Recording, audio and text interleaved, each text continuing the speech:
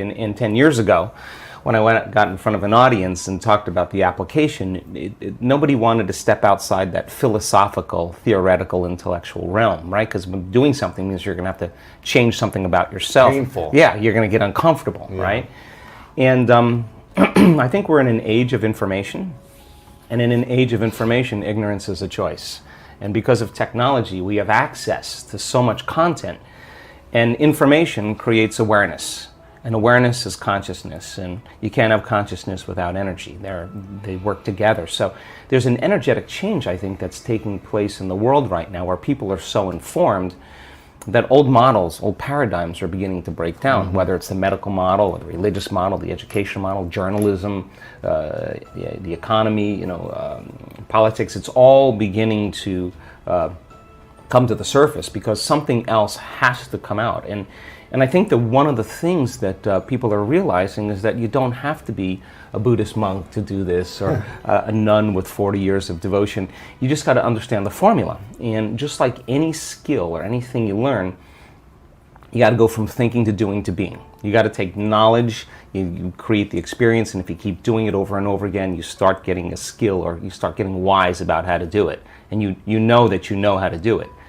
Well, in the last 10 years, we have assembled a scientific team, and let's see if you can really make significant brain changes. I don't want those changes to just be in your mind. I want them to be in your brain. I want to be able to see before and after pictures to say that person has a significant change after a traumatic brain injury, or anxiety, or depression, or a cyclic mood disorder, or a stroke. We want to see that there's been significant change. At the same time, let's measure your brain in real time, and let's look to see what that transformation process looks like. And in the discovery, Louis, of that process, we gained so much knowledge about what that transformational process looks like. In other words, I can tell you without a doubt that if you're analyzing your life right now within some disturbing emotion, that 100% of the time you're going to make your brain worse.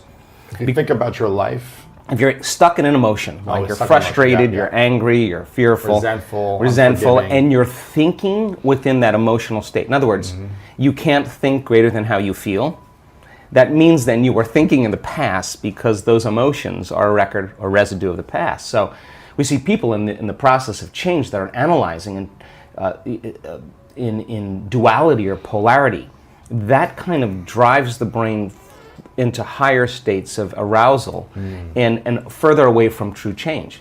So we've done thousands and thousands and thousands of brain scans, and we now know that there's a formula to create